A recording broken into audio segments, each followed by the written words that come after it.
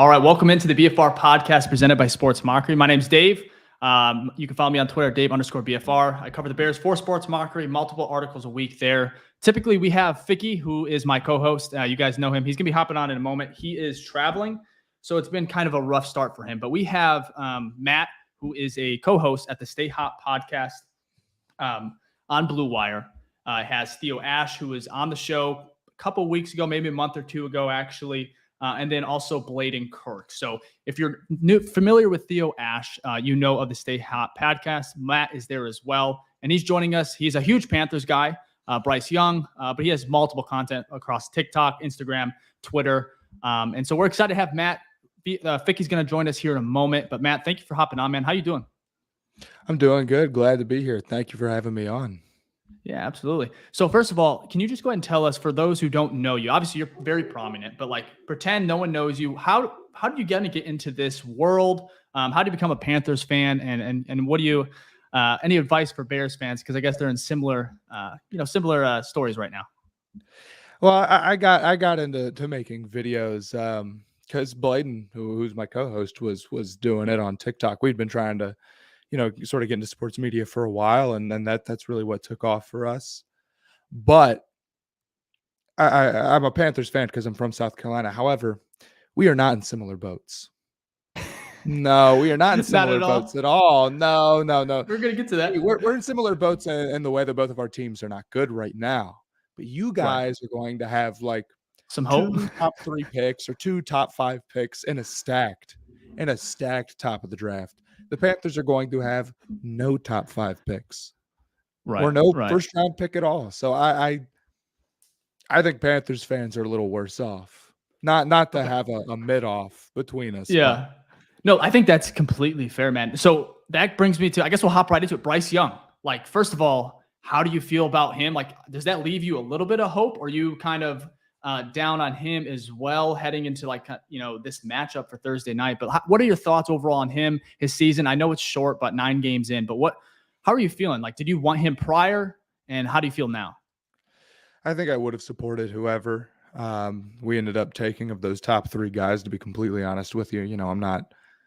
Yeah, I try to be unbiased, but I'm not like a jerk. I'm not going to sit here and be against the number 1 overall pick quarterback. I wanted Anthony Richardson. He was number 1 on my board, but I thought all 3 guys had their merits.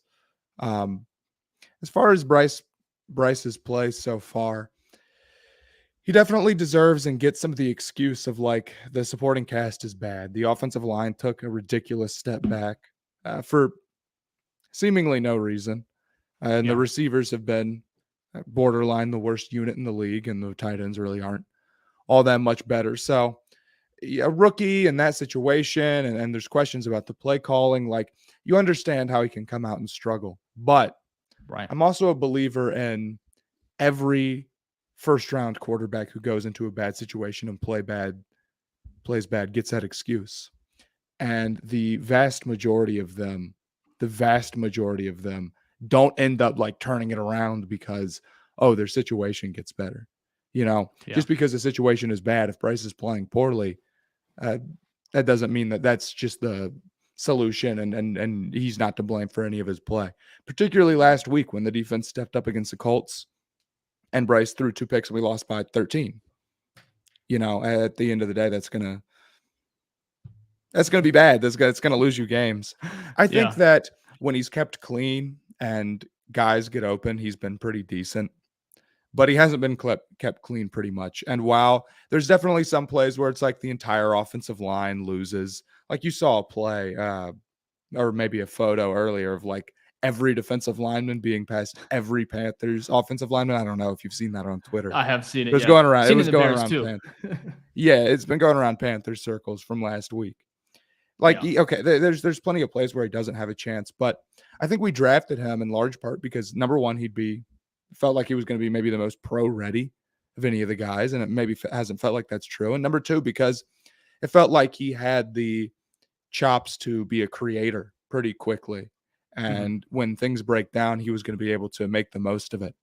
And while, again, the receivers are bad and the offensive line is bad, there's a lot of times where I feel like he has the mind to create. Like mentally he's there to do it. He doesn't panic, but his escapability, his athleticism has maybe let him down some. There's a lot of plays where he's slipping in the backfield and he's doing the most to try to get away. He's not breaking a lot of tackles.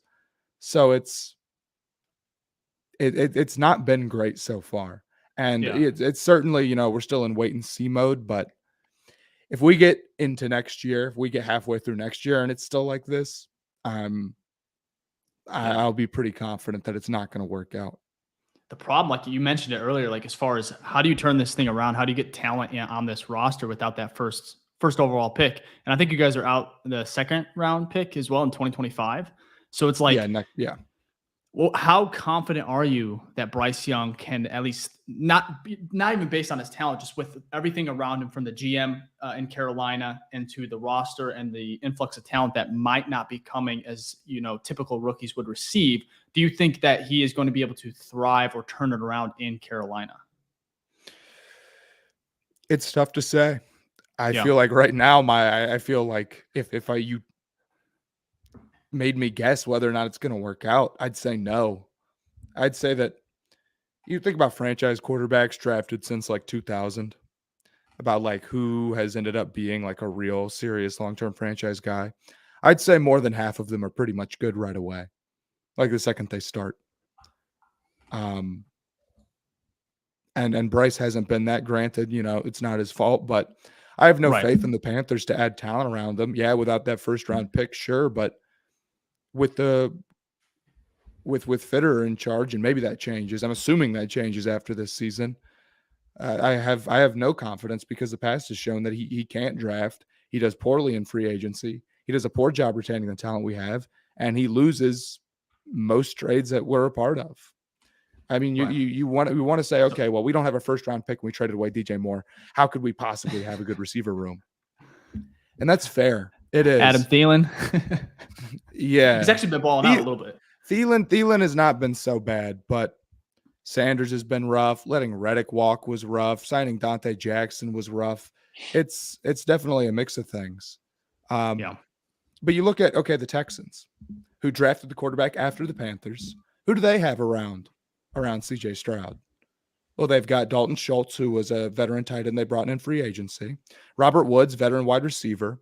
They've got Nico Collins, who was a day 2 pick from 3 years ago. And they have Tank Dell, who was a day 2 pick from this last season. Panthers have all those pieces.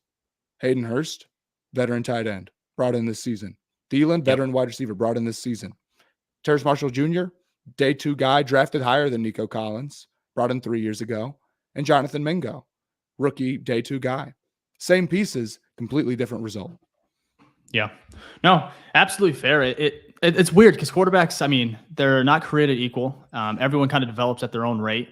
So there's a lot of factors that kind of just go into it. But we do have Ficky here. He's joining by his phone. A little bit of technical difficulties. Oh, man, this is Ficky. Bro. What's up, Matt? I feel you. How's it going? Yeah. Good. Thanks for hopping on the show. Really appreciate that. So, wait, I just want to hear, when I came in, I basically heard that you said you're kind of out already on Bryce Young. Is that correct? I'm not out on him.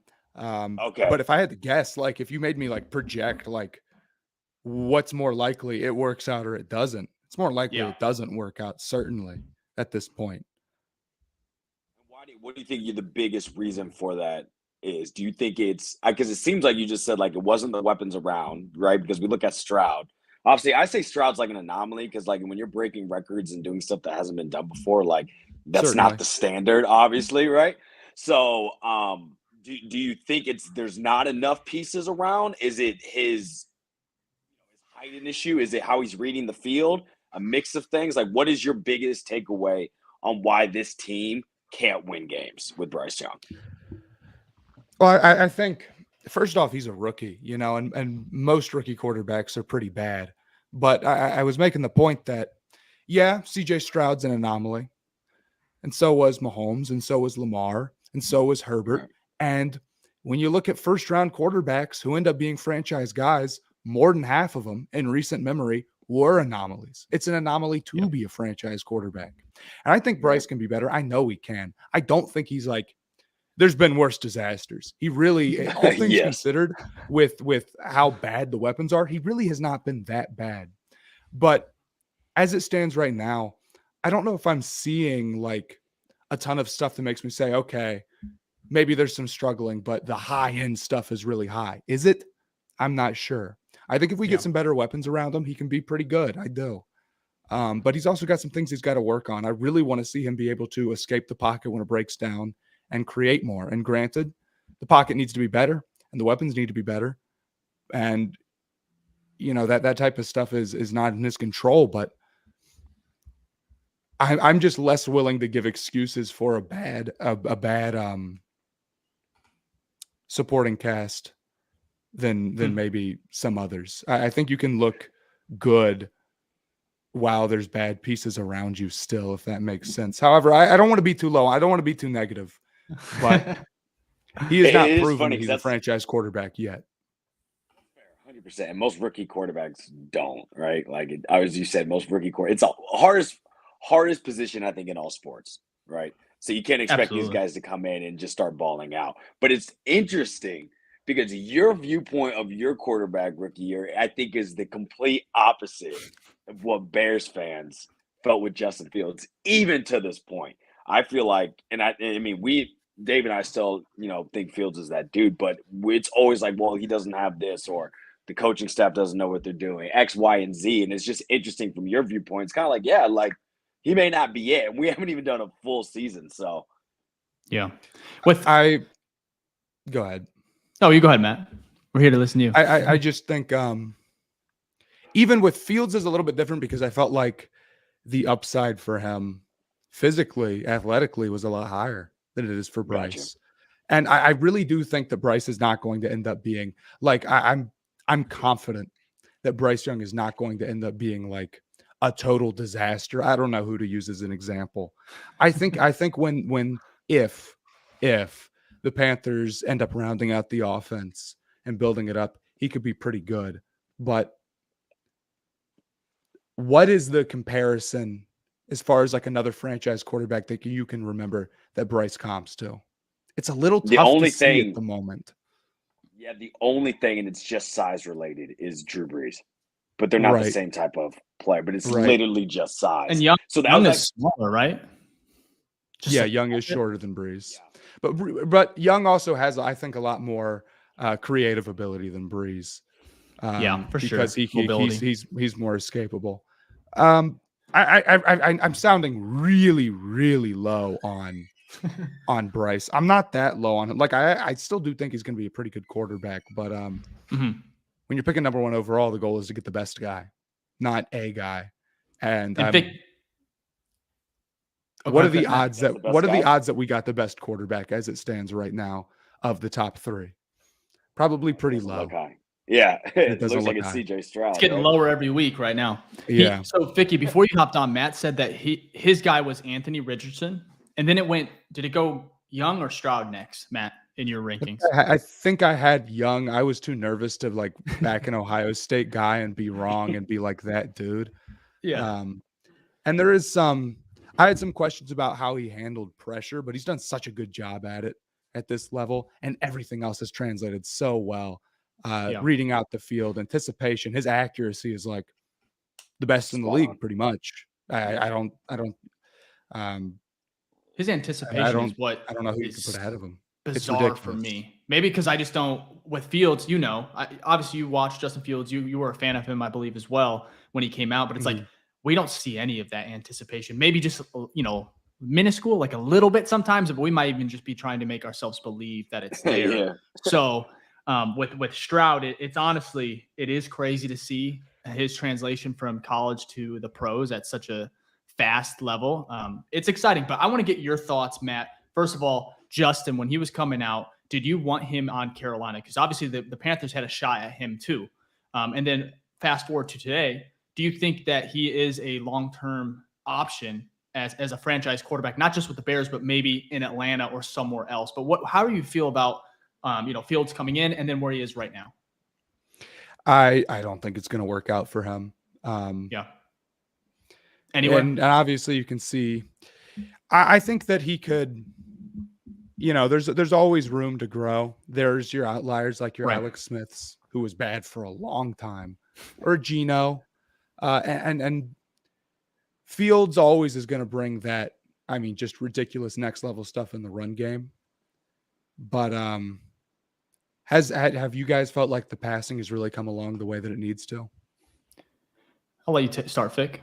Man, it's so hard because it's like sometimes I understand Fields' weaknesses, but if you look at like prioritization of like flaws with this organization, like coaching is so bad that like I always have to go to that filter first before I even hit Fields. So it's almost like, yes, Fields doesn't throw with anticipation. Yes, Fields holds the ball too long, but he still has those big plays where you're like, oh, that, the thing that gives you hope, right? We're like, oh, that is what we not expect every play, but like that's what we should see more consistently. But if I feel personally that the coaching staff sees the things he's good at and says, no, we're not gonna do a lot of that. And instead says, hey, you need to be a Drew Brees who throws 45 times, you know what I mean, in the pocket. And it's like that's not what it is. So it's very hard. He has flaws. I think the passing has gotten better, but I don't feel like the offensive scheme has put someone in a position to where you could build that confidence and actually see, is he that guy? You know what I mean? And so I agree that it may not work out, but there's always gonna be something in the back of my head being like, well, and this is obviously like an extreme. You drop anyone with Andy Reid, they're gonna ball out. But if Fields went to someone who's like, oh yeah, we're actually gonna build around what you do really well, like, or even a Greg Roman or how they did it with Lamar, where it's like, hey, look, your passing may not be there just yet, but we're going to use what you're great at and you're going to run all the time. You know what I mean? And then over time, you start to, build more of the offense, throwing in the passing. And then now Lamar, Lamar can throw the ball. He probably always has, but people don't look at him as like a running back. You know what I mean? He's a quarterback. Yeah. And so I feel like our organization, because we just don't know how to develop people, especially a quarterback, did not give him the best opportunity for me to fully confidently say, yeah, like he hasn't developed his passing game or his passing game is not there. You know what I mean? And that might be a cop-out, but I have such an issue with the organization and the coaching staff itself that it doesn't matter who you drop in. Like, that's why we've never had a 4,000 passer. Like, it doesn't matter. So Matt, I'll answer that too. So for me, it kind of changed over the last couple of weeks, seeing CJ Stroud and what he's done to elevate that Houston Texans roster that isn't incredible. Like, you kind of went through the list similar to Bryce Young and what he's working with, and the production that he's putting out right now is just obviously almost historic that we don't typically see from rookies. And the Bears absolutely suck at the quarterback position in general. And with Matt Nagy, what they did, and obviously putting so many bad habits and kind of breaking Justin early in his career, it was really hard for him to even get over that. And now you throw in this coaching staff, which I'm not sure how you feel about them, if you're high on them or if you want them out the door just like us. But with Justin, I believe his passing got better this year. His last two full games, he had 8 touchdowns, like almost 700 yards total. So those were crazy, right? And then he got hurt against Minnesota in early in the third quarter. So again, those 2 games, you started to see something building, but you also were playing like 2 of the worst defenses in the NFL. So it's like, you got to take that in consideration. But with me and Justin, it's like seeing CJ Stroud and seeing some of these other young quarterbacks that kind of took that next jump in year 3. I don't see that from Fields, at least in the passing, category. And also this year, we haven't seen the runs like last year, and the teams are kind of honing in on that, and they're, obviously taking that away. But it's like, I haven't seen that. So the coaching with the Bears has a lot to do with it. But for me, it's like, I don't really want to keep making excuses, especially last year. We had so many excuses from similar to what Bryce is dealing with as far as the roster, no weapons. The offensive line was inconsistent, injury prone. The defense was horrific. And now we got Justin again. I don't want to make those excuses once more. But again, with CJ Stroud and what he's done, it makes me almost not want to continue to make excuses, because if you're a great quarterback, you elevate, you kind of go above and you make do with what you have. And I just don't believe Justin has that in him right now. But I do believe if he went to like Atlanta or somewhere else where they could build around him, perhaps that it could change things around. So, yeah, and we're in to say, Matt, what you said real quick, just to double down on this, because what I'm also scared of is that we're in a situation where it's like, yeah, he may not be the guy, but that means we have to restart. And we just talked about, like, your team, like, did they get the right guy? There was 3 quarterbacks at the top, and the best guy was not the first picked, right? So with your guys' pick, whether it's 1 or 2, are we going to, what we've seen with this organization, are we going to just rinse and repeat? You know what I mean? And so that's where I'm scared is like, okay, that first pick, you got to get right. That second pick, you got to get right. You got to get that franchise quarterback. And so I don't have faith necessarily that our team will do that. And so it's almost like a safer route to build around what you already have. You know what I mean? So my question is for you is like, do you feel like, let me put it this way, is your methodology like, nope, just restart? It's a game of lottery, scratch offs. You just got to keep scratching off. And then when you get lucky, you get lucky. Or are you more of like, well, we know what this is. Let's just try to get him to the best of his ability. Maybe it's not a Mahomes, obviously, right? It may not be a top 5 quarterback, but if it's top 15, we can build a team that's good enough for them to win. Like, what do you think if you were the GM of our team, or if, let's say Bryce is like this next year, how would you approach that? How Bryce is or how Justin Fields is? That's true. They're 2 different quarterbacks. Let's say Justin for this use case. And then Justin, you can go to I would Bryce if add. you want to. I think even after 2 years, if you haven't seen a real jump, I don't think there's a franchise quarterback that's played 2 full seasons and not been, obviously started to trend the right way in the NFL right now, and then became that in his third. The only questionable example is Allen, but I think by the end of his second year even, he was great and immediately was in MVP conversations in the beginning of his third year. Mm-hmm. And he was one of the most raw prospects we've seen at quarterback. Mm-hmm. So we could count him. Outside of that, I think teams really only hold on to these guys for a third year because A, it's tough to say you missed on basically the biggest decision you'll make. And B, it's tough. It's tough to find another way to get a quarterback. I mean, look at the Panthers. Even if they hadn't gone up and gotten Bryce, let's say they hadn't made that trade, like a lot of people probably would say they shouldn't have.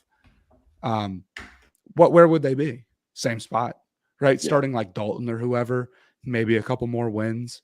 Maybe they get like 4 or 5 on the season. Maybe they're picking 9th overall. What does that get you? Exact same position. So if I'm in the Bears and things don't drastically change for Fields here down the stretch, I would have no problem cleaning house, getting a new coach, new GM, take one of the top 2 quarterbacks. I think both May and Williams are really good prospects. Then go, another weapon, and boom, you're sitting on a rookie quarterback. You got 5 years of the cheap deal. You got DJ Moore and whatever other weapon. Marvin Harrison is probably the guy that most people will throw in, right? So, right, absolutely. That'd be a great position to be sitting in, rather than rolling the dice on Fields to do what is an incredibly rare thing, which is turn it around post year 3. Yeah. Would you consider? Oh, go ahead. Go ahead, Dave. I was gonna say, what do you consider last year with his running and what he did with that such a poor roster around him? Would you consider that like a leap or a flash? What how does that grade for you? I think I was in the give it one more shot. I thought he was starting to trend up a little bit, and okay, you got DJ Moore. It's like, all right, I can see the vision. There's a lot of quarterbacks who get that, top tier wide receiver and they step up. Allen with Diggs, Hurts with AJ Brown. Yeah, it happens all the time. So I thought it was totally valid. Right now he's around 1,200 or 1,400 total yards, 11 touchdowns, 6 interceptions on the season. Obviously, it's been inconsistent. What have you seen from him this year? Are you leaning towards restart the clock based on what we've seen so far? For Fields? Yeah, for Justin. Yeah, I think I'd restart the clock. And a lot of that has to come down with you're such a good position to do it. You don't get the number 1 overall pick. Maybe. I would say likely, to be completely honest with you. You think so? Now that Kyler's back, maybe the Cardinals. Now that Kyler's back, yes. The Panthers are a really, really horrible team. And I think you guys are going to beat us, by the way. Even with Tyson? I hope so, bro. I hope so. So, you made a great point, though, Matt, is that it's so hard in the position to take that quarterback, right? That almost when you're there, you almost have to if you don't have a certain, if it's not a yes, it's not a checkbox for a franchise, like you are 100% certain, or at least like 90% certain, the likelihood that you're going to be in that opportunity to get the top prospects without having to trade away, years and years of picks and things like that.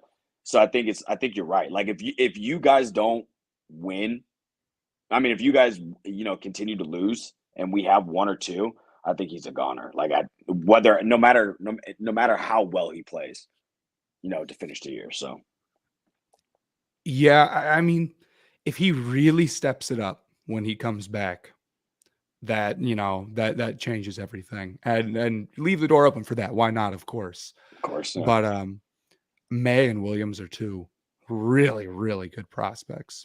And if I was a Bears fan, I wouldn't. I understand. It's like, trust me, I wanted Fields to work out. If you can't tell, obviously, yeah. But I wouldn't be all doom and gloom. I think, I mean, if you got Marvin Harrison and Drake May or Williams, I mean, that's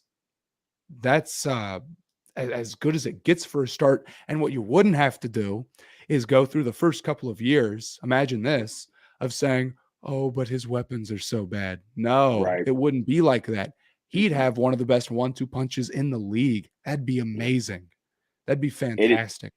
It would be the best setup for a rookie to come in, and we've never had that. Typically, if your team's bad, that's why, like, you're picking top because your team's dog shit. You know what I mean?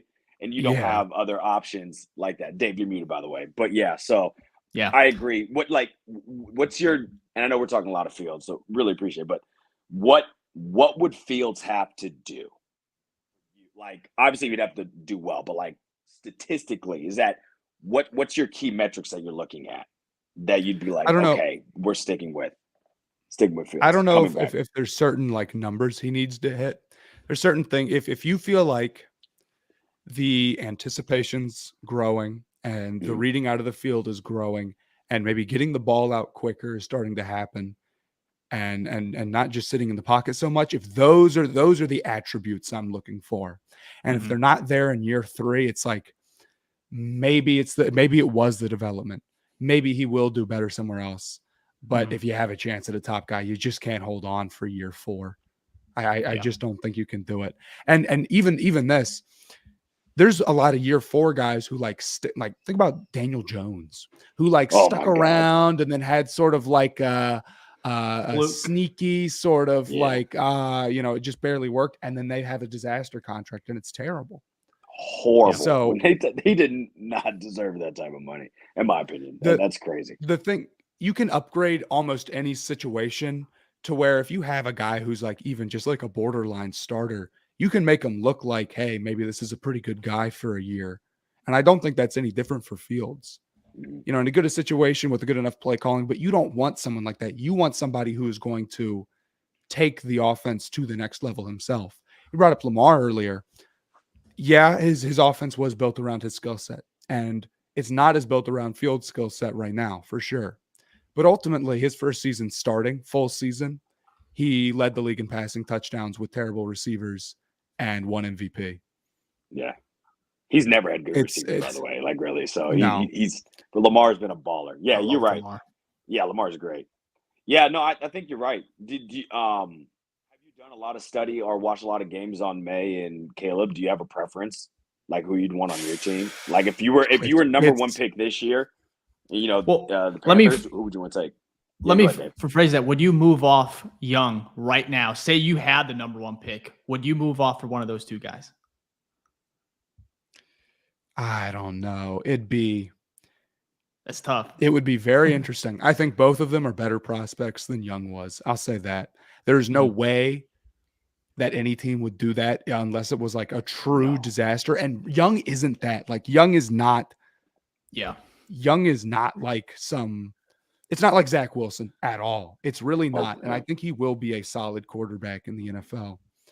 But if somebody was offering me who was out of position to get one of those guys, like a serious draft pick, and I could move from like him to Young or to May or Williams, I'd really think about it, because I think if they were all in the same draft together, I would take May and Williams both over Young. I do think so.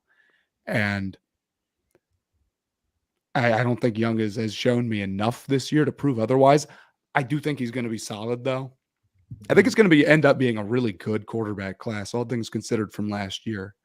I mean, anytime you get more than one guy who even like makes it at all, that's pretty impressive. And I think we're headed towards that ideal. I'm not like pounding the table for them to move off of him. I'm perfectly fine. I'm still excited to see what he can do as the situation improves. But as far as who I favor, I don't know. It's very close.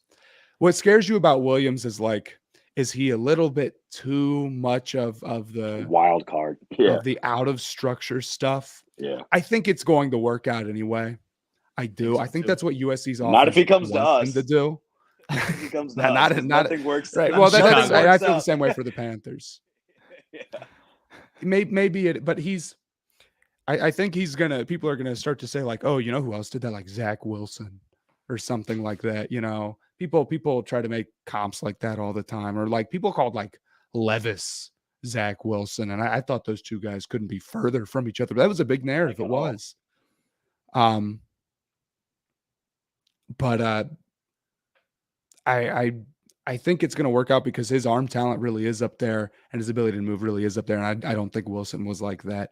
I think his accuracy is quite good. And there's some things to work on, but or maybe that you just don't see that much, I should say. But I would still lean him my quarterback one. May is very, very good. He's a very, very complete quarterback. He does it all. He's his really anticipation's crazy. That's like the biggest thing I look at. He throws people open and they're dots. You know what I mean? Yeah, and reading things out pre-snap and understanding leverage. And he's got a plus NFL arm. And every quarterback prospect drafted in the first round, nobody's ever willing to admit that a guy doesn't have a plus NFL arm. But when you think about it, there's probably only about like 12, 13 starters who really have that. Like, this is better than average. I think May does. And May is a very, very mobile guy. So, and he's got, the prototypical build, really, really good prospect. If somebody took him at number one, I wouldn't be stunned by it. And I wouldn't think they're crazy. Like I understand where you're coming from. Yeah. They're very much a 1A and 1B type of ordeal. It's the Carolina for me with May for, Trubisky was Carolina. It almost gives me that, obviously two different prospects, two different, quarterbacks, but it's like that helmet. Sometimes it scares me when I see that North Carolina blue. I'm like, I don't know if we can do that again. It is true. But man, we appreciate you hopping on. First of all, you kind of already talked about your prediction. You kind of feel like the Bears are going to be winning tomorrow. I think they're 4.5 or they're 4-point favorites right now at home, which isn't a lot, but first of all, you predicted Bears, but you want to go ahead and just give us maybe a score prediction before we head out here? I think it's going to be 27 Bears. Wow. Some points. Some points. I'll say 16 Panthers. That's what I'll say. A lot of hot take. Look, the Bears' rushing offense has been great, even with Fields out. It's really great. All right. Panthers rush defense is the worst in the NFL. Granted, they played very good against the Colts last week, so maybe they've turned the corner, but like the metrics are saying they're like by far the worst. So maybe it'll be lower scoring because there won't be that many possessions. I think this could be a very both teams got like 8 possessions total and that's it. So maybe it'll be low, but the Panthers defense is missing like half their starters, and DJ Moore, I bet you, is going to have if you guys remember back when Steve Smith went to the Ravens and played the Panthers for the first time, and he went for like 100-something yards and a touchdown. Yeah, it's a lock for this game, I'm sure. So he dropped. The Bears win. He had 230-something yards against Washington. It'd be crazy to kind of see that again, especially with Tyson, who just kind of lets it fly. To be honest, the Panthers' top 2 cornerbacks. And really, as long as J.C. Horn's out, you're good to go if you're the opposing offense. And then Burns is out too, right? Isn't Brian Burns out as well? Burns is out. Shaq Thompson's out. C.J. Henderson's out. Jeez. Who's it? Yeah, it's – That's why I want Fields to play, man. Like, I know he's doubtful, but I'm like, if he could just – this would be an amazing get-right game. It would be a perfect get-right game, yeah. And they're going into a bye. I know even if his hand's like 90%, I still think he could get out of there with some good numbers. So, and he's doubtful, which is we'll see. That's But a whole different story. He's out. He's not. Dave, don't get your hopes up. He is hey, not. we'll talk about that in a minute. But anyways, Matt, you can follow him on Twitter. Matt, do you want to just kind of plug where you're at and obviously the podcast? Yeah, I do a podcast called Stay Hot. You can find it on YouTube, Spotify, Apple, all those places. I do that with Theo Ash, who you guys have seen before, and Bladen Kirk. Other than that, I'm mostly on TikTok at SpawnHour, SPONHOUR, and Twitter, SpawnHour M. But nobody has a SpawnHour ad. I couldn't get it anyway, but that's where you can find me. Sharks Awesome. out too, yeah, in the comments. Yeah, it's gonna be bad. It's gonna be fun. Hey, and nothing like a primetime game, Bears versus Panthers. So, oh my God, Matt, the fact they didn't flex this is beyond belief. I feel sorry for the nation that has to watch this game with us. Yeah, it's gonna be bad. Well, Matt, I have one last question before you go. Do you think you guys will win another game? I don't. I think we'll get one more. I mean, Bryce has had a couple of games like Atlanta and last week where he's really stunk it up, but he's also had some games where he's played pretty good. And I think, they've been competitive in some of these, and their schedule is not too hard. A lot of NFC South opponents, luckily. The NFC South has a ridiculously easy schedule. So I don't think any given week I'm going to predict them to win, but are they going to get one more? Yeah, probably. Although if they get crushed by the Bears, who are, sorry to say, not one of the best teams in the NFL, maybe. Oh, we know. Maybe I'll lose. You can say it proudly. You're not hurting our feelings. Yeah, we've been saying this. We only because we after, and I asked that because after every our post games, we say, "What's our ceiling? Do you think we can get another win?" And me or Dave are like, "Yeah, well, there's probably one more on the schedule, and it's literally against you guys." So, yeah, fair enough. Yeah. So thanks for having me. I appreciate it, Matt. Thank you. Yeah. See you, Matt. Thank you, guys, man, for having me. Appreciate it. All right, guys. Well, that was Matt from the Stay Hot podcast. We appreciate him taking some time to kind of speak with us. Ficky, man, we're gonna keep you on here. Let me let's figure out how this. Bro, how this I don't goes. know. Hold on. I don't know what was going So for people who don't know why I couldn't do it, I'm in Chicago, so I had to work. I got back to the hotel. Computer was dead. Tried to charge the computer for 15 minutes. The thing wouldn't turn on.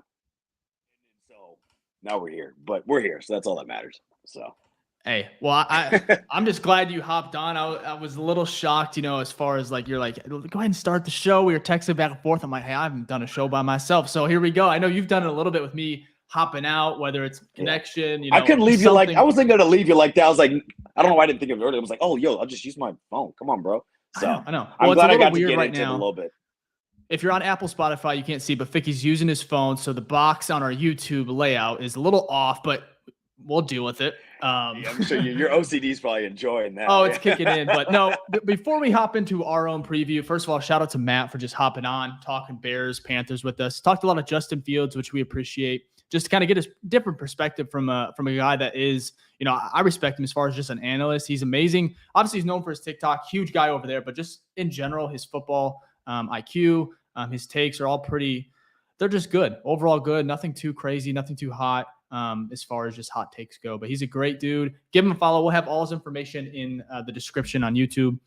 Before we hop into it, though, Ficky, if you're here for the first time, we appreciate it. Go ahead and sub to the channel, like the video. Rate the pod on Apple, Spotify. We appreciate it. The show is brought to you by Sports Mockery, presented by Sports Mockery. And again, you can follow Ficky at It's Ficky Baby on all socials. We missed that in the beginning of the show. But again, we are excited. Bears versus Panthers prime time. You can't ask for much more here. So, Ficky, man, first of all, how you doing? I'm doing good now. I'm on the show, so I'm good. I want to make sure I didn't miss Matt because, like you said, he's a great guy. Great content. I wanted to get his thoughts on the Panthers and things like that. I got all my questions in, which is good. So I'm good now. I was sweating like a motherfucker, but we're calm and collected now that technical difficulties are out the way. But how are you doing? Well, I'm doing well, man. I was again, it's been a crazy week. It's a short week. Bears obviously quick turnaround. And there's been a lot of just craziness. We have Matt Eberflus, who had the presser today. That was just brutal. Word salad. Word salad. I mean, we shouldn't be surprised. We should not be surprised. But I want to I want to start with that because Justin Fields is listed officially as doubtful right now. Actually, we'll just go through the injury report. Yeah, we'll just go through the injury report right now. Does that sound good? So let me go ahead and share my screen. We'll go over some, let's see here. Go over some who's in, who's out, and we'll go from there. So let's see. All right, Ficky, can you see it? You good? Yeah, I'm good. Yep. So we have the full injury report that was listed for today. Josh Blackwell, he is questionable. We have Blasingame, he is out due to concussion. Jaquan Brisker is officially back. He it was a full practice from his concussion. He's been out a couple of weeks, so it's good to see him back. Yeah, 2 weeks. Eddie Jackson survived last week as well, so we're going to have both starting safeties for the Panthers. Nate Davis is out. Yep. I mean, that's not great. Tremaine Edmonds out. Yeah, that's not great. I expect he's probably going to be out 2 more weeks. Oh, yeah. But Jack Sanborn, I want to say this too, has been playing amazing. I tweeted it last game. Might be a hot take. I don't know where this falls with everyone, but I believe that, and I like Edmonds. He's a good player, but I feel like we may have overpaid for a position we did not necessarily need because Jack Sanborn, I think, is very good. Sure, he's not as athletic. He doesn't cover as much ground, through the air. But man, I think he's just really good. Edmonds' last 2 games before he was injured, like he had a slower start. Excuse me, his last 2 games, Edmonds was like, we were like, oh, Edmonds finally getting turnovers. Edmonds all over the place. So I agree. Like, I like Sanborn, but this is why we have 3. You know what I mean? Because like the injuries to have depth. I get we did pay him a good amount, but I think it's at least I'm on the camp. Like maybe it's just a little bit too early. Let's get a little bit more. Like if he's still not like standing out next year, Sanborn is, then I'm 100% on board with you. Like that was an overpay. Why'd we do that? But I will say, speaking of linebackers, TJ Edwards is worth every penny. So at least Poles hit on one of them. And I've seen you tweet a couple times about TJ Edwards, man. Oh, and I agree with it. When live, he is literally every tackle. I'd be like, oh, that's Edwards. That's Edwards. That's Edwards. Like he's just all over the place. So, but you continue through the list. No, and again, nothing against Edmonds. I just feel like maybe we could have spent that money somewhere else. But again, it is good to have this type of depth in this in the linebacker room. So Justin Fields, if you've heard of him, he is doubtful, limited through these walkthroughs. Again, the Bears conducted a walkthrough on Monday and Tuesday. Practice status is a projection. But he was out there today. There's been some videos, Mark Carman, a couple CHGO guys, just the guys on the beat. There's some videos that leaked out where they even said, hey, he looks fine. I don't understand it, like, because it's not, you say he's out. Yeah, well, hold that thought. We'll get to his presser in a second. Khalil Herbert, he's questionable. I think he's RB1. Yeah, I think he's playing. Yeah, I think he's RB1, I think he'll be 2. You think he's 2? But should he be 1? I think Deontay. Just because of, like, you're getting back. Like, I think more reps will go Deontay. But if he was fully healthy, fresh. Yeah, fully healthy, he was RB1. He started off. But would you keep him as RB1, or would you kind of let the reins take over to the hot hand? Give it to the hot hand, but Khalil Herbert had a hot hand before he got injured. Like Khalil Herbert was playing well. So the good thing is they're both before the injury. Like we have 2 running backs that are running well, right? We have a great running offense. So I don't care who give them the shares. You know what I mean? And then whoever's performing better, that's the guy you need to run with. But it'll be interesting because typically the guy who determines, there's 2 guys that determine like what running backs are in. It's the running back coach who's now not with the team. So I don't know who's taking on that role. And then, the offensive coordinator, because there might be certain plays where it's like, I need this running back in. So it'd be interesting to see now that obviously that running back coach is gone for HR reasons, coach number 2, that we'll see how the carries get implemented. Yeah. So, and we have Rudy Plaff the 4th here. It says, I really wish they would have built the playbook around Fields like Baltimore did Lamar. If we move on from Fields, whoever gets him, if they do that, he will thrive. Got to play your guys to their strengths. I think me and Ficky are on the same page here. Absolutely. It's kind of screwed that up. But we'll talk about that more when we get to Justin Fields and the pressure and everything like that. So if you guys do have questions for us, we're going to answer a few or as many as we can to end the show. So throw them in here. We'll highlight them and get them on the screen, and we'll discuss it together. So finish it off. Cole Kmet, who had a DMP on Monday, which again, it was a walkthrough. It's a projection, but he is full. He's going to start, which is good because he's kind of been on a tear as of late. And then Terrell Smith illness, he is limited on Wednesday, but he is out officially. St. Brown hamstring, he is questionable, which will be great to kind of get him back. Yeah. What are your thoughts on that, St. Brown? No, I mean, blocking. he's our best blocker. So, Yep. I've never had, EQ's not changing the game, but when EQ's in, he does his job. You know what I mean? Yeah. Catches the ball Exactly. when it's thrown to him and blocks. So, And I want to bring this play up right here. We saw Tyler Scott come in. This is where St. Brown is going to be very, very good because you got Tyler Scott on, who was this, Davenport? No, this was not Jordan, was it? It wasn't Cameron Jordan. Yeah, Cameron Jordan. Either way, he should not be blocking a DN. Our boy Scott is. Well, watch Scott. Yeah, friend of the show right here. Look at this. I'm gonna play it again, man. Held his he weight. comes in the look at screen. That's what I'm saying. He got a little help from right, but this is our coaching staff, though. Anyways, for our Apple, Spotify listeners, what we're doing, there's a play here on my Twitter that I tweeted out. It was Bagent was in shotgun, and we had Tyler Scott, kind of motioned over, and he was one-on-one with Cam Jordan, Saints defensive end or edge rusher, who is, pretty damn good. He's made a name for himself in the league. And absolutely. Tyler Scott ended up kind of standing his ground here. You can check it out on my Twitter, Dave_BFR. But it's just St. Brown should be the guy. I mean, I don't like a guy like Cam Jordan on a receiver at all, but it is what it is. And with this coaching staff, you're not sure what else you're going to get. You never know. You never know. You never know. But it's good to have St. Brown back. Hopefully he can go. I know he's questionable, but we'll see. Tyreek Stevenson, he had an ankle injury from last game. He was a full practice every single week, every single day this week. He has no injury designation, so he's good to go as well. But the biggest topic for the Bears this week is, of course, Matt Eberflus. He had a interesting presser, and we're going to go ahead and just go from Courtney Cronin, who covers the beat.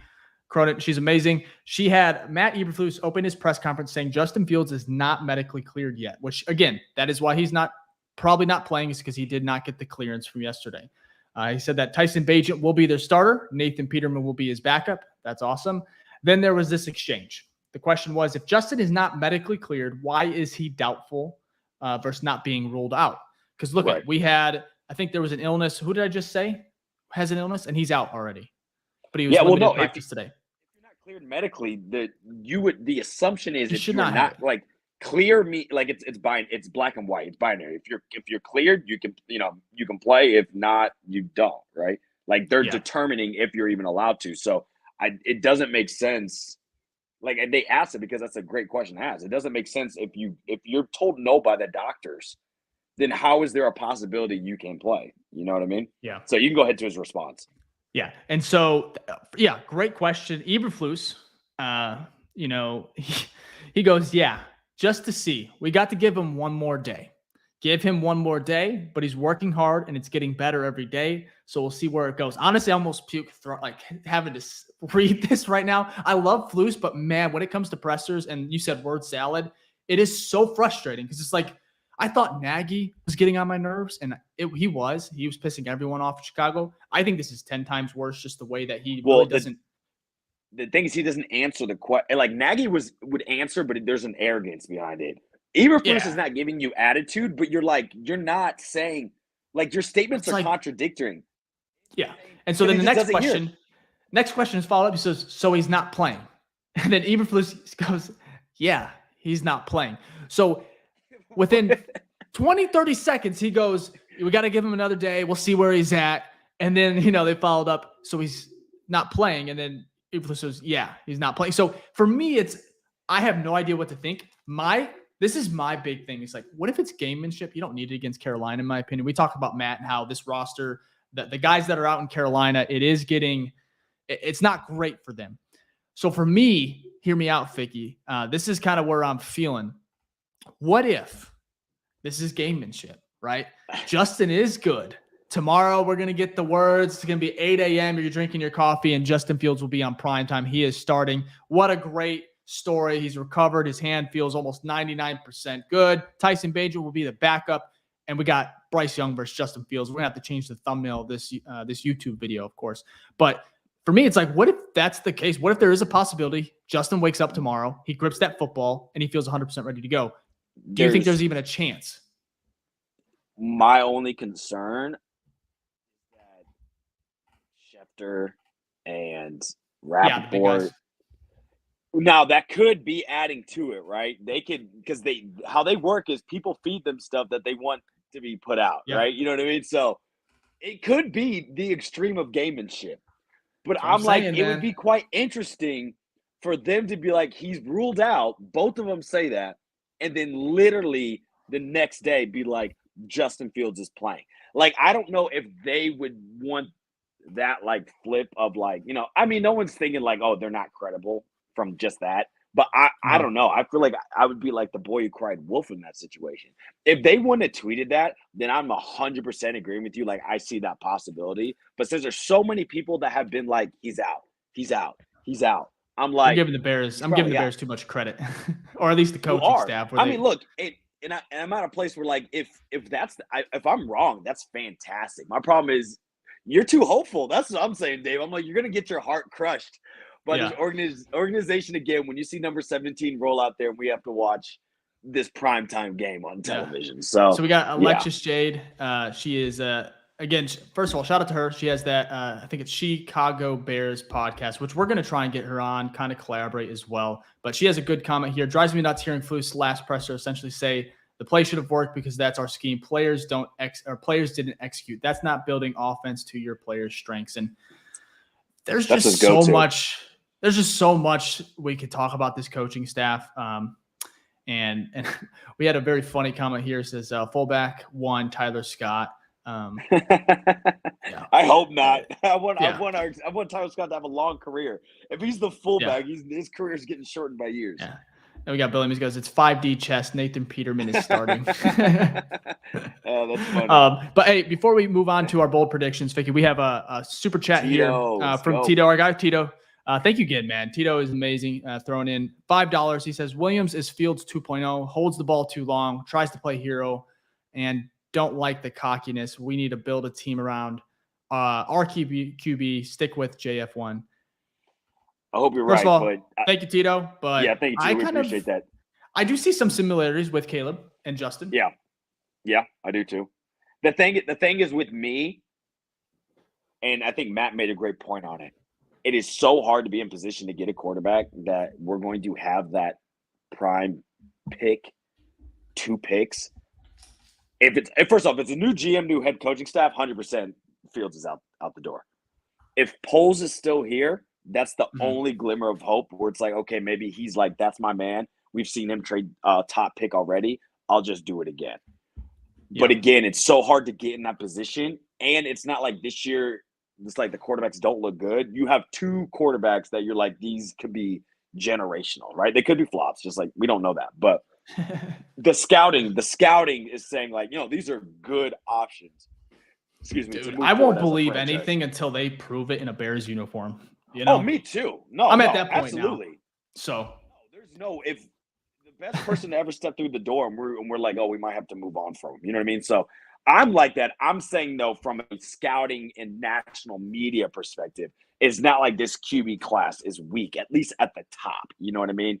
It wasn't like it's not like we're up with the number 1 pick picking like a Josh Rosen, you know what I mean? Or a Zach Wilson per se, So, it'll be interesting to see if Matt gave me Matt's opinion of how bad that Panthers team is makes me think that we're going to have that number 1 pick. And so, we'll have to see what happens, but we'll see. But so we'll go ahead and move to our bold predictions and get our final predictions in here as well, Ficky. So first of all, I'm not excited. I do not want to see Tyson Bagent in prime time, right? I wanted to kind of highlight something. Someone said, essentially I tweeted that and they quote tweeted, said, I would rather watch Jay Cutler come out of retirement and throw 6 interceptions tomorrow. I saw that. And I had to throw a retweet. That was from our guy, Jack Hammer 5399 on Twitter. I just thought that was hilarious. I would love to see Jay Cutler. That would be, if he was coming out tomorrow and he was like, he's starting 1 game, doesn't matter what the hell happens, barely knows the offense, he's just going to come out and sling it. That would be fucking prime time television. Because I think now we're in a position where, again, we can only be in the present. We know what Tyson is right now. You know what I mean? Yeah. So there isn't as much excitement because it's not like, oh, maybe this could be something. Like when Fields plays, no matter what, we're like, there is something more, right? And what we've seen so far with Bagent makes sense, right? Rookie quarterback, Shepherd University. You're like, he has some good, he has some bad. You know what I mean? And so because of that, he has like 9 turnovers in 2.5 games. So like, we know kind of what we have with that. So there isn't like that fun, exciting, uncertainty with obviously if Cutler, this isn't realistic, but if Cutler came, you're like, yo, what the fuck? Like you have no idea what you're about to watch. And I think we kind of feel like, yeah, we know what we're going to get with Tyson. If Tyson's out there, the game plan is going to be heavy running, screens, and like not much deep plays. You know what I mean? There's not big plays. We got Jason from Facebook goes, I would watch Cutler to DJ Moore on every offensive play. Absolutely. And speaking of DJ Moore, he's got to get fucking more targets. Like, no pun intended. Why would you not force him the ball with your back? Like, you already don't do it with the QB1, but even QB2, let him get easy receptions. You know what I mean? Plays designed for him to get your quarterback some confidence, right? Yeah. Obviously, you don't force feed every play, but this is you traded for this man. You see that he has the talent, right? He was top 5 in receiving for like the first 7-8 weeks, right? And this is 2 games now. He's had less than like 9 targets per game. That's targets. Yeah. It's not even reception. You're not even throwing him the ball. It's wild. That's wild. Rant. I'm like, come on, bro. It makes no sense. Wait. All right. So bold predictions. We'll just do one. We'll do one this week, maybe 2. But I'm going to start, if that's all right, Ficky. Yeah, go ahead. I'm going to say Justin Fields starts tomorrow. That's my bold prediction.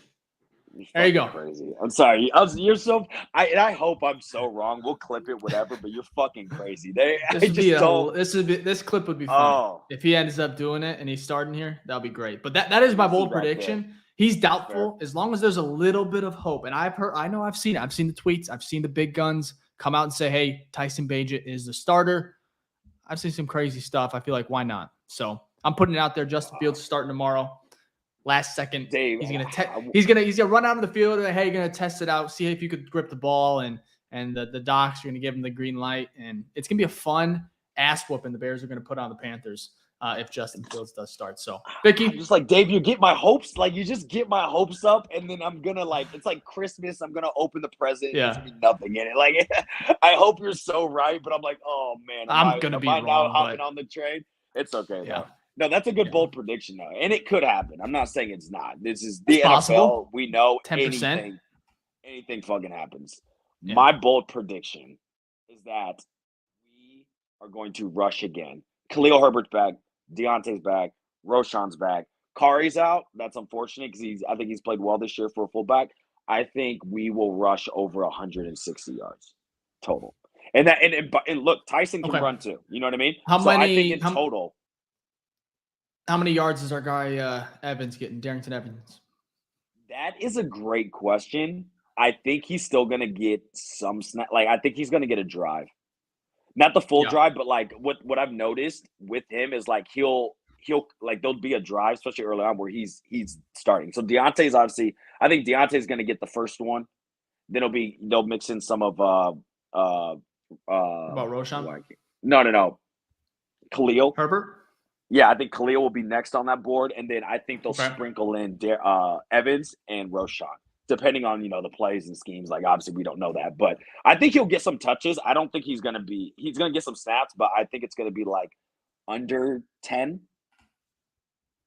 maybe under 3 carries. But hey, more merry. When he's in there, he gets yards. So I'd love to see our boy get another touchdown, a couple big runs. So, but right now the thing is there's now 4 running backs. You can only split it so evenly. But if we get 160 yards and we're running a lot, then hey, maybe there's a case he gets more than expected. He has the hot hand. Hopefully we stick with it, but I don't know if I trust the coaching staff with that. So, but that's my hot take. I think 160 yards. We've had a couple games where we've had over one. We had a 171 game. I think we had another one like over 150. So I could see us getting 160 because especially if Fields isn't playing, I think they're going to try to win this game. Because they're trying to like fight for they know this is a winnable game. So if they lose this game, like if there's any slim chance that this coaching staff stays, if they lose this game, it's out the door. So I think they're going to play more of a conservative game, right? Because things are in their favor. than like, oh, let's try to test some new shit out. You know what I mean? Like versus the Saints, if you lose, people are like, well, that was expected. You know what I mean? Yeah. This is the game you're favored in, which is like the first one all year. So, well, I said if the Bears end up losing this game, Ryan Poles has to fire Matt Eberflus the next day or the same night. I get it might be a late night, so maybe just wait till the morning to drop that bomb. Go ahead and promote Luke Getsy, head coach, and then fire him too, and then promote the special assistants or something like that to the full head coach up. I really do believe you lose this game, both those guys have to go. I know it's not going to happen. You have to be. But it's like it's the worst team. It's the worst team in the league. And if you lose this game, it's likely because you're not scoring points, or it's just a disaster on defense. You let a rookie quarterback win. No, it's game over. There's absolutely no way. So, okay. Hey, but Ficky, your shirt, man. I want to talk about it. Kyle Long commented underneath the pod that's going live. Again, check out the pod, BFR_pod. He goes, I have that shirt, Ficky. Oh, that's right. This one right here? It's a camo. Yep. I think is it Hendricks Motorsports? And I think it's Dale Earnhardt, 88. Sorry, I'm trying to. So it's a camo. Yeah. I have like actually a bunch of NASCAR. So in Indiana, like where I'm born and raised, like NASCAR is huge there. So I grew up like I didn't really watch it, but like there's like I know a lot of the main drivers and whatnot, and so like I have tons of NASCAR jackets, NASCAR. What is it called? Is it the shirts. Indiana Motor Speedway? So that's where Indy 500's at. So that's not NASCAR. Yeah. That is technically different. It's not F1, but it's the same type of vehicles. I can't remember what that league's called though. But yeah, that's like huge. Like that is crazy. That's like Indiana's Super Bowl. And it brings in so many people, such a big event, but appreciate it, Kyle. I know. I thought I had just seen it. Someone had commented, we had Bear 7 down, and I had seen the notification. I'm like, what shirt? I'm like, what is he talking about? Then I see Kyle because I wasn't checking the notifications, of course. But anyways, I guess I don't know. He has the same shirt. So Bears are winning tomorrow. Alike, so. That's what I got from it, So I don't know about that, Dave, but I don't know if it leads don't to go that far. Yeah, no. I wouldn't. What it means is I guess I got to get the shirt. Absolutely. Yeah. I will say this: you're in a very positive mood for a team that is that is only one. How many games we won? 2? Are we not at 3 wins? No, you're right. 2 wins. Yeah, we're at 2 wins. You're very positive for a 2 versus 1 win matchup. You know what I mean? So I appreciate the Panthers, that. Man. Check with me in a week and a half when we're playing the Lions, who are 6-2. I'll have a different vibe. I'm sure you will. I'm sure you will. Vibe, man. Where Fields is still out because of a broken thumb or whatever, just going thumb. Yeah, it's gonna be it's gonna be tough. Yeah, we got Jason IndyCars. Yeah, IndyCars does run the big card. Yeah, 409. 409. Okay. Yep. Yeah, it's a NASCAR and IndyCar. I don't know. But I guess we'll throw in one more bold prediction, Ficky. Yeah, you go first. Mine here is DJ Moore. I want to talk about him. We talked about targets, getting him some more targets. Oh, he did? Well, I did. Do a DJ Moore one, but yeah, go ahead. Okay. Well, I'll let you get DJ. I'll let you have that one. That's fine. I'm gonna go with. Don't worry about it. No. I'm giving you DJ Moore because this other one's a little bit better anyway. So I'm gonna go offensive line. They're gonna give up zero pressures tomorrow. Pressures. Yeah, I didn't say sacks. I said pressures. We know how many guys are out against Carolina. Okay, that's fair. And I know we're losing. I know we have what's his name? Who's out? Roberts? Right guard for the Bears. Nate Davis. Nate Davis, thank you. He's out. I understand that, but I really do believe that the Panthers are not going to be able to get pressure on the quarterback. So I'm going to go with 0 pressures that are attributed to the offensive line. So sure, the quarterback might give up one, and it might be on the quarterback. Say Justin plays tomorrow, we could definitely see him maybe giving up a sack or something like that just because of how he plays. But for me, offensively, when you go to PFF.com, you look up advanced stats over there. Analytically, I don't think there's going to be anything charged to the offensive line as far as pressures go. That's because Tevin Jenkins, Darnell Wright, those studs. We got Cody Whitehair at the center. We got Braxton Jones, who penalty guy, as far as penalties and kind of having a rough, day back at the office last week. But I believe that the offensive line is going to really have a great showing because especially Tevin Jenkins, who's almost a star all-pro type player right now. Well, I don't know if last season he was playing all-pro. So like he's just so good. Knock on wood, he can stay healthy. post game 2 days ago, like the offensive line played well. Yeah. So I actually don't think that's as hot as it. Not saying it's not a hot take, but like they have been playing very well. Tevin's been playing great. Darnell's been playing great as a rookie, and even Braxton was his penalties first game back. Hopefully, we don't see as much, but like he was holding his own as well, and that was the defensive line with Cameron Jordan and oh my gosh, can't think of the other one, but like they had a decent defensive line, so that would be fantastic for whoever's back there. Maybe that's the case, you know, especially with like as Matt said, like half the team's out, and obviously, you know, Brian Burns, All Pro DN, is not in there, so you know we could see that happen. And if it's a run heavy game too, there won't be as many opportunities for pressures to happen anyways. You know what I mean? Yeah. Especially that's what I'm expecting. So I can see that. Okay. We'll see, man. It's bold. I'm trying to be bold here. I'm trying to be creative. So no, your first one's already crazy, so it doesn't matter what you said after that. So like, that's true. Good. You already checked off the hot take box. Yeah. So this is almost contradictory because basically I can see two things happening, right? I see a DJ Moore. I could see a DJ Moore game happening, like where it's like he just goes crazy, right? DJ Moore over 200 yards. But I also made a bold prediction that they're going to rush over 170. I think that one's more realistic. But I'd be happy to see the second one. So I'm saying DJ Moore, hot take, over 200 yards. 200 yards receiving. Now, you know what's funny, man? That's exactly what I was going to say. I don't think it's going to be like deep passes, though. I think it's going to be like he gets a catch across the middle, like a 20-yard, and he does like because he's so shifty, breaks loose, and then he's gone. You know what I mean? Yeah. He has a couple big plays like that. It doesn't matter who is at quarterback. You think he's getting 200. So if it's Tyson, 200, Fields, 200. Well, no, if it's Fields, I think he's getting – we already know Fields will throw to Moore. Yeah, like, could be like a Commanders type performance. Yes, exactly. Commanders game was literally because Fields is like, all right, look, you're hot. I'm giving you the ball. Okay. So if it's Fields, I think the chances of that are way higher. Now, if it's not and it's Tyson, that's why I say like they didn't really do that many deep passes. So I think it's going to be more of a high reception game. Hopefully he gets at least 12 targets, right? And then he kind of does a lot of yak, which is I think his best ability. Great route runner, but like his yak is crazy. So maybe it's just like a crazy yak game. He catches a 15-yard catch, does a couple moves, you know, gets 30 yards, does that a couple times. And next, you know, they stack up. You have 200. So, okay. We'll get to our predictions here. We got Jason, hot take, let's lose so we can fire Flus and Getsy. Again, I don't know. It's not happening. Even if we lose, I don't even know if we're going to fire them. You know, gut says. Yeah, so at this point, win because we need the better pick. Yeah.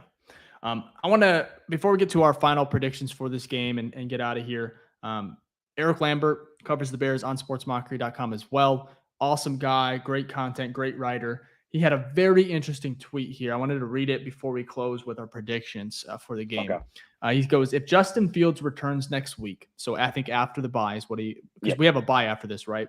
Bye after this and then Detroit, right? And then Detroit. So he said the final 7 games of the season will feature 5 games against teams with either a top 10 passing defense or top 10 defense overall. Again, I want to read that again. 7 games, if he comes back after the Carolina game, it'll feature 5 games against teams with either a top 10 passing defense or top 10 defense overall. Fields' stats in those situations since 2022, 150 yards per game, 11 touchdowns, 10 interceptions. Eric finished up with this. He goes, yeah, he might be screwed. So yeah, and it's funny because 4 of those teams are the division. Detroit twice, Vikings again. They have a decent defense. Packers have a good defense. So Detroit has a good defense. So say Fields does turn the corner and he shows out and performs at a very good level, he'll be doing it not against crappy teams, but against some legitimate top 10 defenses, both in passing or overall defense. So it's gonna be interesting to see what he can kind of muster up. Octane over here, he had a comment, says, I think it's a good thing if he can play well against good defenses, makes more reason to keep him. Right now, he's been beating up on bad defenses. This will give us more clarity. So, first of all, that's great tweet. Eric Lambert in the trenches getting all these stats and looking back. So shout out to him. Check him out on Twitter, Eric Lambert 1. But Ficky, it's time, man. We're going to close here. Bold predictions. Eddie Pinheiro revenge game from Billiam on YouTube. So maybe he's thinking the Panthers, leaning that way. If you guys have any predictions in the comments, go ahead and drop them here. We'll go ahead and read some. But Ficky, I want to start with you, man. Bears, Panthers, primetime football. Again, it doesn't get any better than this. So what is your predictions? All right, so there's two. Or prediction. If Field starts, right, which I don't think is likely, but if he starts, I'm going 27 to 10. 27-10. Okay, so I think offense does what it needs to do. Their defense isn't good. Fields hopefully has a master class, and we're like, yay, back on the Fields train, right? Mm-hmm. What's mostly going to happen is Fields probably not going to play. And so I think it's going to be a run-heavy game. Like how Matt said, maybe we only get eight possessions. So we don't get that many opportunities, and there'll be long drives because we're running the clock. So I think it'll be a lower-scoring game. And so because of that, I'm going to go 17 to 10. And it's not going to be as close. I think it's going to be like 17-3, most of it. And then, how the NFL is. Like, you get that final drive in the fourth quarter or something, and then it ends up looking real close, onside. You don't get it, game over, something like that. Just because that's how the NFL is, and the Bears let people back in the game. So, yeah, I think we're going to win. This is the only game so far that I'm confident that we will win. But it's not. I don't really think I'm gonna walk out of this being like the Bears are back. You know what I mean? It's like we win, but I'm not. Yay! I'm not that excited. You know what I mean? So, what about you? Yeah, so I'm gonna do piggyback off you. So if Justin starts tomorrow, it's because he's medically cleared. He can grip the football and he's good to go. So if he's playing tomorrow, he's healthy. I believe that. That's the only way he's going out there and playing against Carolina. So if he does start, I'm predicting a big time win. I'm prime time. I'm going 45.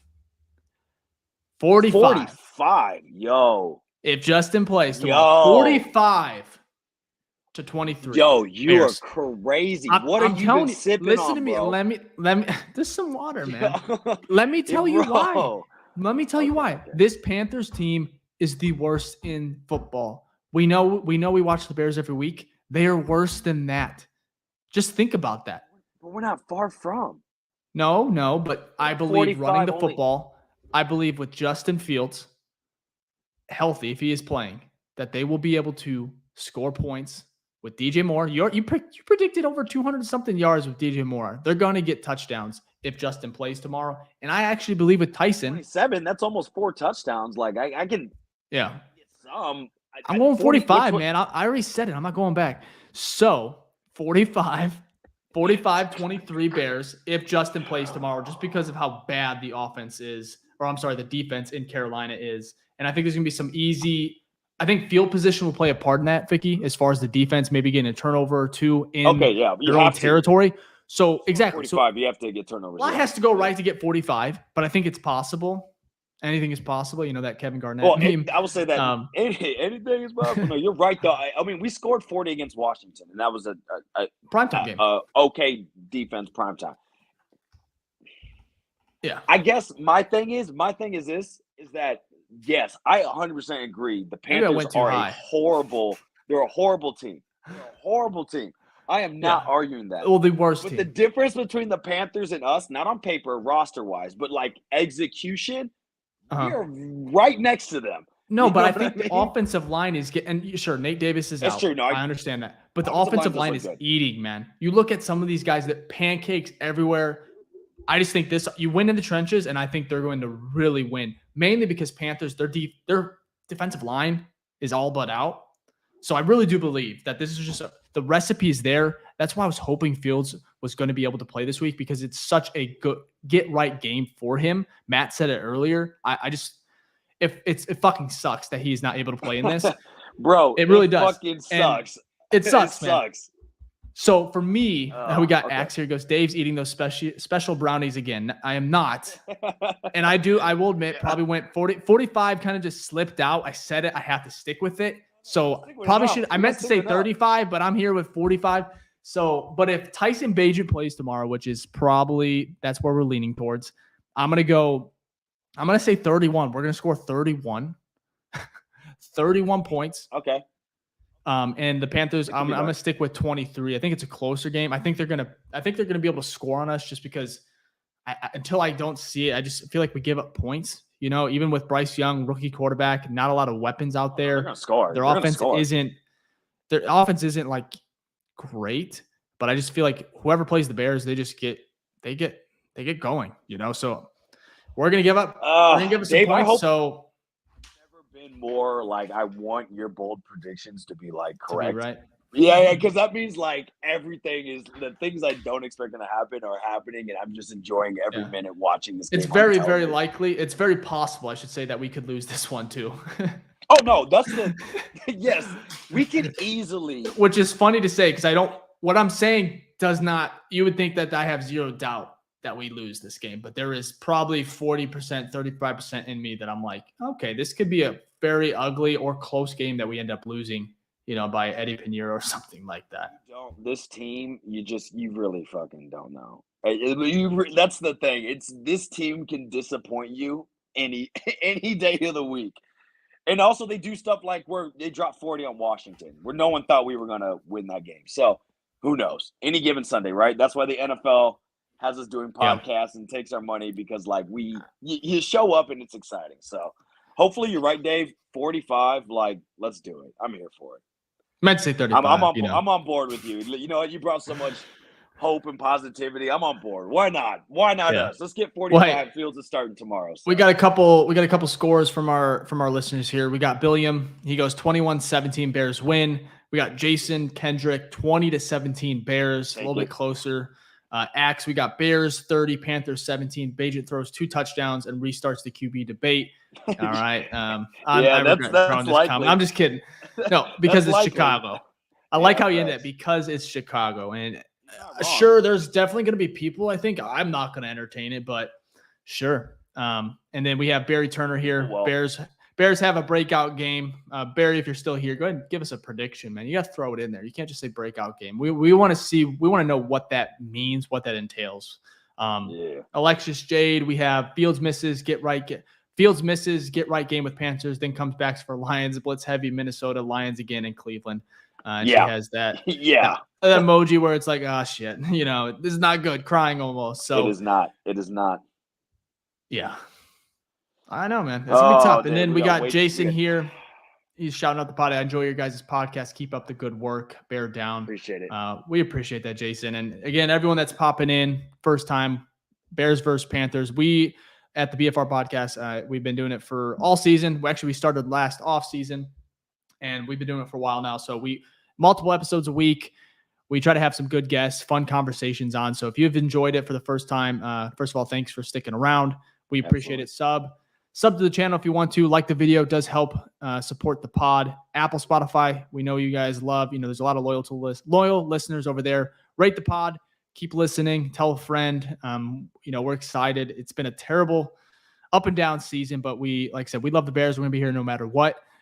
We'll be back Thursday night. Ficky will be hopefully back in, he'll have his setup, I guess. If not, this hasn't been too bad, so. No, it hasn't. It hasn't. So next time I'll know. We pay for these mics and everything, and it's like, man, you sound great. With AirPods. It's anyways. But again, we appreciate all the support. We are very, very close to 2,000 subs. I know I've said it a couple times, but I think we're 8 away, maybe 5 away. I think it's if you can take a moment, if you're on Facebook, Twitter, wherever you're watching this, if you're on YouTube, hit that sub button.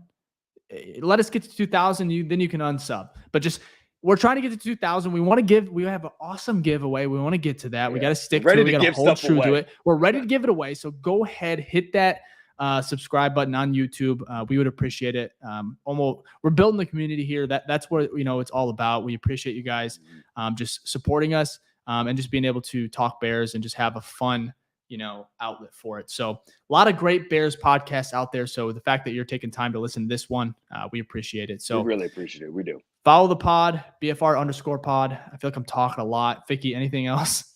No, I really do. Like me and Dave love talking Bears, but it would be, if you guys aren't here, it's like we're just talking to each other. So we really appreciate you guys here giving your thoughts, your opinions. It's all, we're all together. You know what I mean? Misery loves company. And so we're good. You guys are helping me out just as much as hopefully me and Dave's show is helping you guys out. So it's nice to know that I'm not the only one in this sinking ship, year after year after year. So we really do appreciate you guys watching the show and sticking with us. No, absolutely. And we got a couple more comments we'll highlight before we get out of here. But you got Montez Sweat game from that guy. I would love that. Didn't even talk about him. That would be great. I think he had a very underrated game last week as far as for just first game. Deeper analytics. He had, I think, the most pressures. We talked about on the post game pod.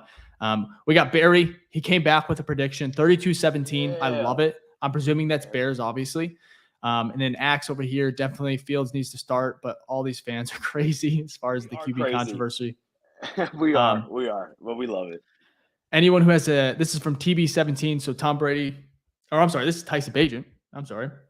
He goes, anyone who has even a semblance of football IQ knows Bagent is better and has a way better potential. Is this Tyson's burner? Is this Tyson's burner? TB17. I don't know, man. We got Jason over here saying, imagine your numbers if we were 9-0. I would love to. Can we get to 9-0? I would love to see how I feel. I'm not even worried about that. I can't even imagine those numbers, 9-0. You know what I mean? That's harder to imagine than the YouTube numbers. Oh my goodness, 9-0. I'd be jumping through a wall. Oh wow, that's clever. Bagent INT has like 3 touchdowns and 5 to 6 interceptions from MC Fact, and that is a fact. But yeah. I think it's and I love the story. And we're not dogging Tyson. That's not who we are as a pod. We don't really dog and say, oh, these people suck and things like that. Tyson deserves all the flowers for from where he came from to what he's doing in the league. So there's nothing against that. But you also have to look at the other side and say, hey, 2.5 games, you have 9+ turnovers. There's 2 things. Tyson's played well for what he is. But also, hey, he's also turned the ball over a lot. And that's kind of what it is what it is at this moment, a rookie quarterback. So I think we just want something different because we've seen for 3 games now, how those games have kind of gone. So, but we'll see what happens. We will. Again, we appreciate the support. It's going to be fun. Either way, it's prime time. I'm sure it's going to be a fun game, hopefully. And we'll be back. We'll recap it right after, more than likely, 20, 30 minutes after the game, if not right after. I'm hoping so. We'll see. We'll be here no matter what. We don't know what time, but we will be right there after the game, more than likely. If not, maybe the next day. We'll see. We'll keep you guys updated. Follow the pod for all those updates. BFR_pod. And of course, you can follow us on Twitter as well. We have our @ here on YouTube. And we've said it a couple times throughout the show. We appreciate the support, and we will be back, like I said, either Thursday or early Friday. So thank you again, and bear down. Peace.